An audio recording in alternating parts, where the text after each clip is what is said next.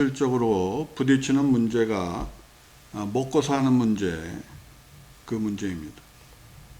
사람은 누구나 먹지 않으면 살 수 없기 때문에 무엇을 먹을까, 무엇을 마실까 고민하며 애를 쓰며 사는 것입니다.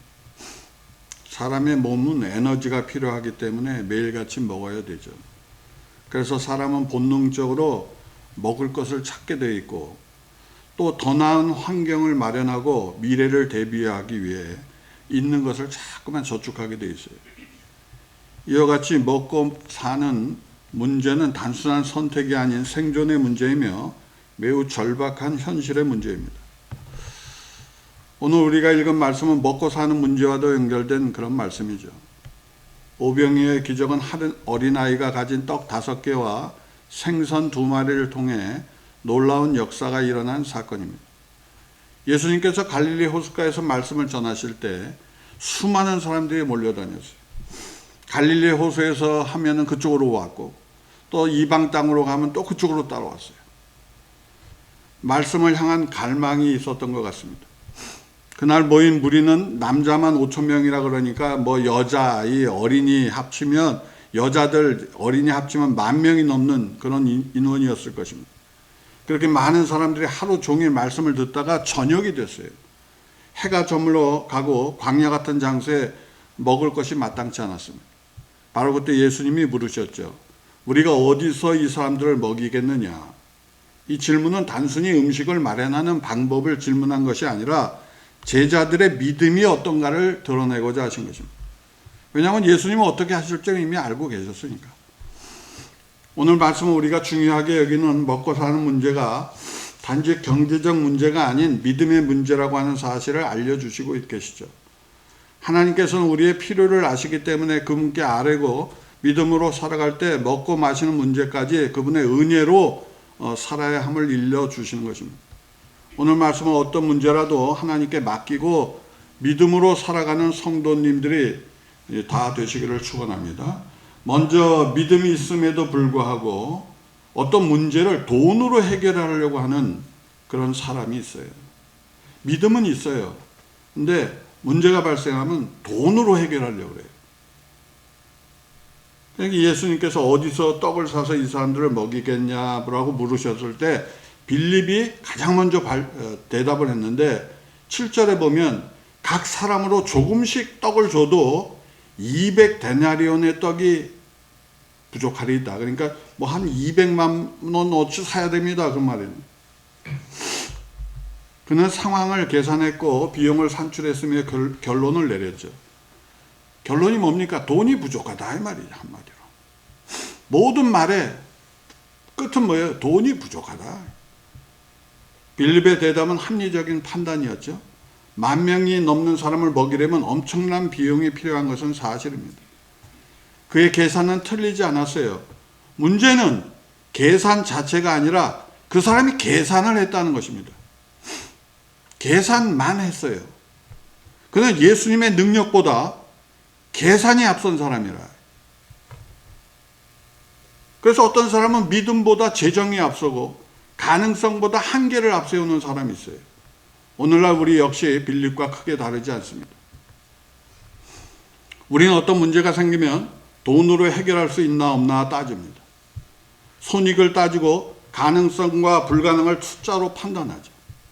물론 그런 것도 필요하긴 합니다. 그러나 그 과정에서 하나님이 배제되면 우리는 빌립의 자리에서 한 발자국도 나가지 못하는 사람이 되는 거예요. 사실 세상은 돈이 있어야 돌아가죠. 돈이 없으면 생활이 어려워지고 관계도 흔들리고 미래에 대한 불안이 커지죠. 그래서 사람들은 돈을 통해서 안정과 안전함을 얻으려고 그렇게 애를 쓰는 거예요. 내가 좀 더 돈이 있으면 괜찮을 텐데 맨날 그 생각하는 것입니다. 그러나 예수님께서 뭐라고 말씀했어요? 사람이 떡으로만 사는 것이 아니라 그랬어요. 그 말씀은 떡이 중요하지 않다는 게 아니라 떡도 중요하지만 그거보다 더 중요한 게 있다는 거예요. 예수님께서. 하나님을 믿는 믿음보다 믿음이 무엇보다 중요하다는 거예요, 여러분. 돈은 도구입니다, 여러분. 그러나 돈이 목적이 되면 인간의 영혼이 병들어요. 돈을 위해 양심을 타협하고 관계를 포기하고 심지어 신앙까지 수단으로 삼게 되는 것입니다. 돈이 삶의 중심이 되면 하나님은 주변으로 밀려나게 돼 있어요. 우리 안에 예수님이 안 들어있으면 다른 게 다 들어오게 돼 있다면 그다음부터는. 그래서 그럴 때는 외형적으로 풍요로워 보여도 그 영혼은 말라 비틀어지는 것이란 말이죠. 여러분 요한복음 5장에 나오는 38년 된 병자가 뭐라고 말했어요? 물이 동할 때 사람들이 나를 넣어줄 사람이 없습니다 그랬어요. 얼마나 그 마음이 한탄스러웠겠어요. 물이 동해면 천사가 내려와서 물을 동하면 그때 뛰어들면 되는데 안 된다 이거 안 된다. 그 사람은 자기의 조건과 환경만 본 거죠. 오늘날도 많은 사람들이 돈만 있으면 해결될 것 같은 그런 착각에 지금 빠져서 살고 있어요. 그러나 돈이 모든 문제의 궁극적인 해결책이 되지 못한다는 사실을 우리는 다 알고 있어요. 돈 때문에 원수됩니다. 잘못하면 여러분 형제간에도. 돈 때문에 가족도 갈라서요. 돈 때문에 관계가 다 무너질 수 있어요. 조심해야 돼요. 제가 미국에 사는 동안 한인 사회에서 동업 문제로 심각한 갈등을 겪는 사례들을 많이 봤어요. 그러니까 한국 사람들은 이상하게 협조가 안 돼. 두세 사람 모이면 꼭 싸워요. 조심해야 된다고. 잘못하면 큰일 나요. 목숨이 이거 달려있어요 여러분. 처음에는 뭐 형, 뭐 동생, 아우 뭐 그러다가 갑자기 돌변하면 막 돈 때문에. 그게 무슨 관계입니까 그게. 가족 간의 유산 문제로 오랜 시간 등을 지내는, 등을 져버려 아주 그냥. 동생이고 뭐 형이고 아무것도 없어 돈 때문에 지금. 돈이 중요하지만 그것이 중심이 될 때 인간 마음은 아주 좁아지는 거죠. 관계가 파괴돼요 여러분. 여러분 아무리 여러분 통장에 수십억 있고 수백억 있으면 뭐랍니까? 영혼이 병들고 가정이 화목하지 않고 그러면 뭐 아무것도 아니지. 그거 뭐 갖고 있으면 뭐합니까 그까짓 거. 그 돈으로 해결할 수 없는 영역이 분명히 존재하잖아요. 사랑, 용서, 평안, 구원. 그건 돈으로 살 수 없어요. 이것이 빌립이 계산하는 그 빌립이 가진 한계였다. 오늘날 우리는 실용주의 사회에 살고 있습니다. 결과만 좋으면 과정은 묻지 않는 분위기가 지금 만연해 가고 있어요. 이 사조가 교회 안으로까지 스며들어 교회의 크기와 외형적 성장만을 성공의 기준으로 살려고 하는 유혹들이 있어요 사람마다. 그러나 하나님 나라는 숫자도 아니고 규모도 아니에요. 아무것도 아니고. 우리 하나님은 우리의 중심을 보시기 때문에 그렇습니다. 오병이어 사건에서 예수님은 빌립의 계산을 뛰어넘는 길을 보여주셨죠. 문제의 해결은 돈이 많고 적음에 있지 않고 주님을 참으로 믿느냐 이 말이에요. 참으로. 우리의 삶에서도 마찬가지입니다. 먹고 사는 문제를 돈으로만 해결하려고 하는 태도에서 벗어나 먼저 하나님을 의지해야 돼요. 그래야 그분이 참된 여러분의 양식을 공급해주는 공급자가 된다고 성경이 약속한 거죠. 그러므로 사랑하는 여러분, 먹고 사는 문제에 전전긍긍하기보다 먼저 하나님을 바라보세요. 하나님께 그분의 일하심을 바라보세요. 하나님이 어떻게 일하시는지. 돈은 필요하지만 하나님의 도움이 제일 중요한 거예요. 오늘 예수님의 제자 중 한 사람 빌립의 자리에 여러분 머물지 마시고 믿음의 자리로 나아가는 여러분 모두가 다 되기를 소망합니다. 다음으로 믿음이 있음에도 불구하고 자신의 노력만 의지하는 사람도 있다. 그러니까 안드레 같은 사람이라고. 안드레는 문제가 생겼을 때 상황을 외면하지는 않았어요. 현실을 회피하지도 않았어요. 예수님께서 어디서 떡을 사서 먹게 하겠냐 물으실 때 그는 즉시 일어나서 군중 사이를 돌아다녔다 이 말이에요. 그래서 뭐 먹을 것이 있나 찾아봤다 이거예요. 근데 그 어린애 하나가 가지고 있는 도시락을 발견해서 그걸 예수님께 가지고 왔다. 이런 일을 볼 때 안드레는 분명히 성실하고 책임감이 있는 사람이었음을 우리가 알 수 있습니다. 그는 문제가 생기자마자 해결책을 찾았어요. 즉각 행동했고 최선을 다해 해결의 실마리를 찾아보려 했습니다. 사실 세상 대부분의 사람 다 그렇게 삽니다. 문제가 생겼는데 누가 가만히 있습니까? 그건 이상한 사람이지. 그건 다 발로 뛰어다니고 정보도 모으고 사람도 만나보고 방법이 있을까 찾아보고 우리가 다 그렇게 살아가지 않습니까? 그러니까 안드레 같다 이 말이에요, 하나님께. 근데 안드레는 여전히 믿음이 부족했다고 오늘 말하는 거예요. 그는 도시락을 예수님께 가져오면서 이렇게 말했어요. 이게 뭐가 되겠습니까? 그게 인간의 생각이지. 그 도시락 가져갖고 뭐가 되겠습니까? 이게 수없이 많은 사람인데 이게 뭐게 되겠습니까? 그 당연한 얘기 아니에요. 저와 여러분도 그렇게 얘기해야 되지 않겠어요? 근데 그 시선이 예수님의 능력을 바라보지 못했다는 거죠. 자기가 들고 오는 작은 떡만 바라봤어요. 그 떡. 그러니까 우리 인생이란 게 어떤 사람은 노력을 열심히 해요. 근데 자기 노력이야. 자기 노력. 그래서 하나님의 은혜가 함께 하질 않아. 그게 우리 인간의 노력의 근본적인 문제예요, 여러분. 사실 노력하는 건 귀하죠. 우리가 열심히 일하고 성실히 준비하고 계획을 세우면 되는 일이 있잖아요. 그런데 안 되는 일이 많다. 상황이 조금만 벗어나면 뭐라고 생각해? 이래도 안 되네. 이렇게 우리는 다 그렇게 생각한단 말이에요. 우리 자신의 계산과 경험, 상식이 가능성과 불가능을 빠르게 구분하죠.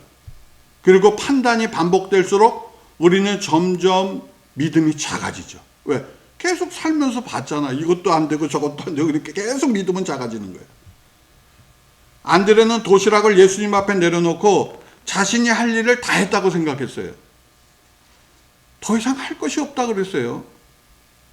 이 모습이 바로 우리의 신앙과 닮아있다 이 말이에요. 여러분, 우리는 기도하고 어쩔 땐 헌신도 하고 최선을 다해 섬기기도 하죠. 그러나 마음속 기쁜 것은 어때요? 안 될 것 같은데. 세상에는 이런 안드레형 사람들이 매우 많습니다. 안드레 같은 사람은 하나님을 신뢰하기는 하는데 하나님의 능력을 자기의 경험 안에 가두어 버린 사람이에요. 하나님이 무한하신 분임을 잘 깨닫질 못했어. 그럼에도 불구하고 안드레는 칭찬을 받을 만한 것이 있죠. 그는 스스로 문제를 해결하지는 못했지만 예수님께 문제를 가지고 나왔다. 그건 칭찬받을 만하다 이 말이에요. 여러분도 마찬가지예요. 여러분 무슨 문제가 있으면 예수님께 빨리 물어보세요. 나중에 묻지 말고. 예수님은 그의 부족한 믿음을 책망하지 않으셨어요. 그의 작은 수고를 통해서 역사를 이루셨다고요. 사랑하는 여러분, 우리 노력이 필요하죠. 그러나 노력만으로 충분하지 않다는 것을 깨달으셔야 돼요. 우리가 가진 것이 작고 보잘것없어 보일지라도 그것을 주님께 가지고 오는 것이 중요한 거예요. 한계를 느끼는 그 자리에 멈추지 말고 그 한계를 주님 앞에 다 내려놓으세요. 안드레의 작은 순종과 미약한 믿음이 오병이어의 기적을 여는 통로가 되었다고 성경은 말하는 거죠. 우리의 작은 헌신도 하나님의 손에 들려질 때 상상할 수 없는 열매를 맺는 줄로 믿습니다. 사랑하는 여러분, 안드레 같이 조그만 것이라도 예수님께 드리며 나아가는 귀한 분들이 다 되시기를 축원합니다. 그 마음을 하나님께서 귀히 보시고 여러분의 길을 인도해 주실 거예요. 하나님은 우리의 사정을 이미 알고 계시고 그런 중에도 헌신한 그 마음을 받으시는 분이 하나님이에요. 그런 귀한 분들 다 되시기를 축원합니다. 마지막으로 믿음이 있던 어린아이는 자기의 작은 도시락을 하나님께 드렸어요. 여러분 생각해 보세요. 이 10,000명의 사람이 모여있는데 먹을 것이 없다? 그래, 그런 거 없어요.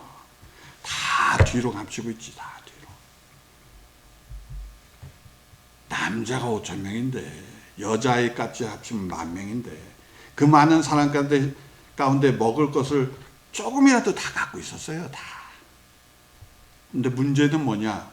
가지고 있는 게 아니라 내놓을 마음이 없다. 내놓을 마음이. 그들이 말이죠. 조금씩 내놨으면 좀 더 풍성했을 거예요. 뭐 야채도 내놓고 과일도 내놨으면 더 풍성했을 거예요. 그 똘란 거 그때 떡 5개하고 그때 생선 2마리만 딱 내놨다. 여러분, 이게 우리 사람이 얼마나 인색한가를 지금 하나님 보여주신 거예요.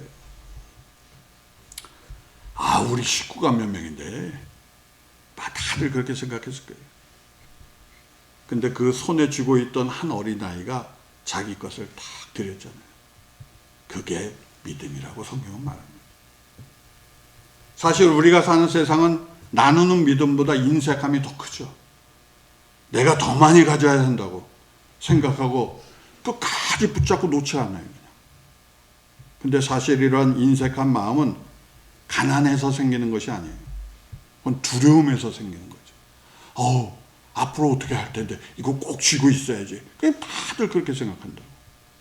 그러니까 하나님을 온전하게 믿지를 못해. 자기 생각에서 믿는 게, 모든 사람이 다 하나님을 믿는다고 그러면서 말은 하는데 다 자기 수준에서만 믿는 거예요. 그 위를 못 떠나가.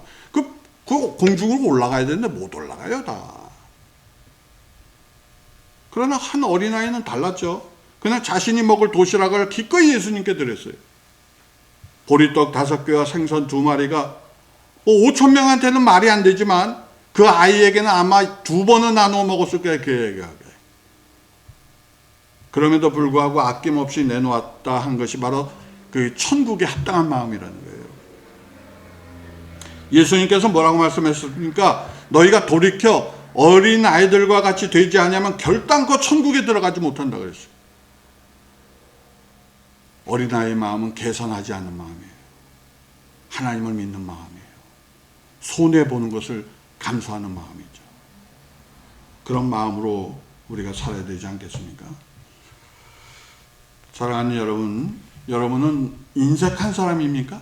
여러분은 자신을 이렇게 돌이켜볼 때 나는 아주 인색한 사람이야. 나는 절대 여러분 그런 사람이 있어요, 이 자리에? 아니면 풍성한 사람입니까? 여러분 다른 사람에게 대접합니까? 먼저 대접해요? 아니면 대접만 받아요? 어떤 사람은 그래, 평생 남한테 의도만 먹고 사는 사람이 있대요. 참 얼마나 불쌍한 사람이에요. 어떤 사람은요, 남이 대접 안 하면 절대 안 사줘. 그런 사람도 많아요, 세상에는. 제가 살면서 많은 사람을 보았는데 가난해도 풍성한 사람이 있었고 부자여도 인색한 사람이 있었어요. 여러분 어떤 사람이에요? 여러분 하나님께 드리는 것은 어떠합니까? 여러분 인색함으로 드립니까? 막 그냥 인색함으로 막 그냥.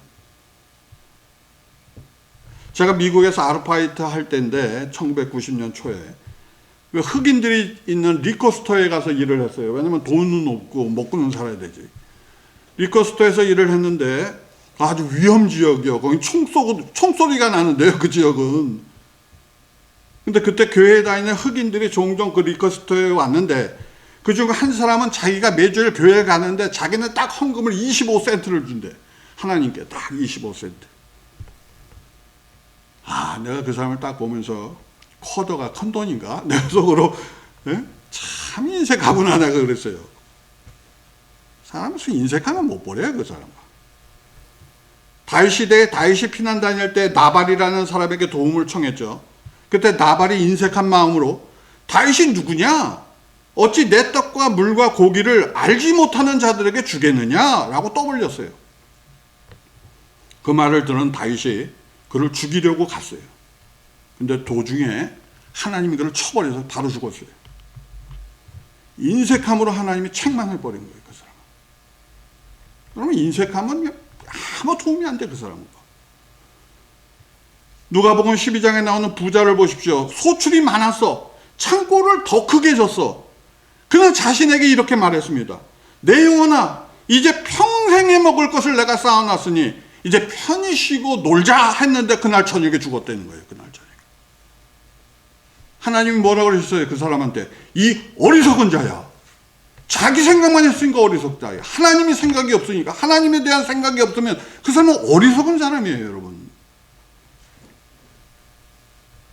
반면에 성경에 작은 것을 하나님께 드린 사람들이 있죠. 구약시대 엘리야 때 기근이 임했죠. 그때 엘리야가 그리시나가에서 까마귀가 물어자두는 걸로 6개월을 살다가 근데 더 이상 안 돼서 하나님께서 저 여인에게 가라 그래서 어떤 과부한테 갔어요. 사렙다 과부한테. 살았다는데 과부한테 갔더니 과부가 뭐라 그러냐면 우리 집에 이게 밀가루가 요만큼 남았는데 요거 제 아들하고 먹고 죽으려고 그럽니다. 라 그러더니 그러니까 엘리야가 그걸 보고 그러세요? 그래야 되는데 그 사람이 그렇게 안 하고 그 떡을 나한테 달라 그랬다고. 그럼 인간적으로 생각하면 말이 안 되는 얘기잖아요. 먹고 죽어라 그래야 되는데 아니 나한테 달라? 그랬더니 그 여인이 또 희한하네. 떡을 만들어 자기를 주네. 엘리야를. 그러니까 어떻게 됐어요? 그 다음부터 그 밀가루가 계속 차오르네. 기가 막힌 일이 벌어졌지. 조그만 걸 드리니까 하나님이 역사하는 거예요. 그 다음부터. 여러분 우리가 가진 것을 이웃과 나누고 하나님께 드리는 것은 복이 되는 일이다. 성경은 말하는 거예요. 그것은 나만 잘 되는 게 아니라 내 후손이 잘 되는 일이에요. 얼마나 좋은 일입니까 여러분. 예수님은 인색 깨지기 쉬운 우리의 마음을 아시고 이렇게 말씀했어요. 너희 하늘 아버지께서는 이 모든 것이 너희에게 있어야 할 줄 아신다 그랬어요. 우리 하나님이 아신데 여러분 사정 다 알고 계세요 지금. 근데 뭘 두려워합니까 여러분 세상을. 먹고 사는 문제의 해법은 통장의 잔고를 늘리는 게 아니에요. 내 인생의 공급자가 되시는 하나님을 믿는 거예요.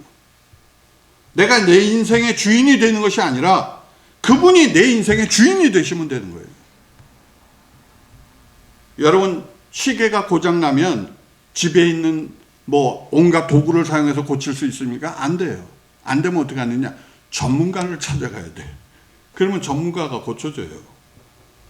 여러분 인생의 문제를 만나면 그것이 어떤 문제든 먹고 사는 문제든 병의 문제든 어떤 고통의 문제든 그 다 우리의 창조주 되신 그분께 가서 알아야 돼요. 그래야 해결책이 생기는 거예요. 이사야 30장 18절에 여호와께서 기다리신다 그랬어요. 우리에게 은혜를 베풀기 위해 여호와께서 기다리신대요. 그러니까 그분께 가야 되지 않아요? 왜 자기 문제로 매일 근심하며 잠을 못 지릅니까? 그분께 알면 되는데.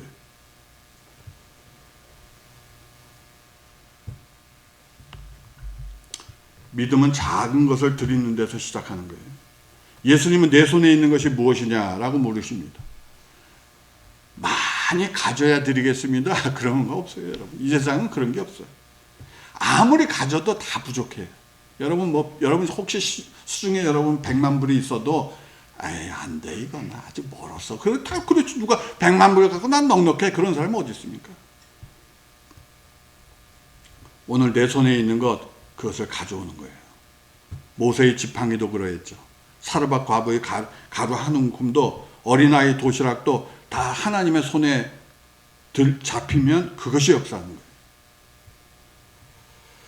사랑하는 여러분, 여러분의 생존의 문제들 앞에 우리가 다 서 있지 않습니까? 그렇다면 공급자를 바꾸세요. 하나님, 나는 돈이 필요하지만 돈을 위해 살지 않겠습니다. 나는 내 능력으로 살지 않겠습니다. 하나님 은혜로 살게 해달라고. 그렇게 구하세요, 하나님께. 예수님은 그 어린아이의 도시락을 들고 하나님께 감사했죠. 그리고 기적이 일어났어요. 10,000명이 먹었어요. 12바구니가 넘쳐났어요. 다 하나님이 하신 역사 아니겠습니까? 오늘 우리 인생의 먹고 사는 문제를 넘어 먹이시고 입히시는 하나님 품 안에 우리가 다 거해야 되고 그것이 참된 행복이라는 것을 여러분이 믿고 승리하는 귀한 분들 다 되시기를 축원합니다. 우리 같이 기도하겠습니다.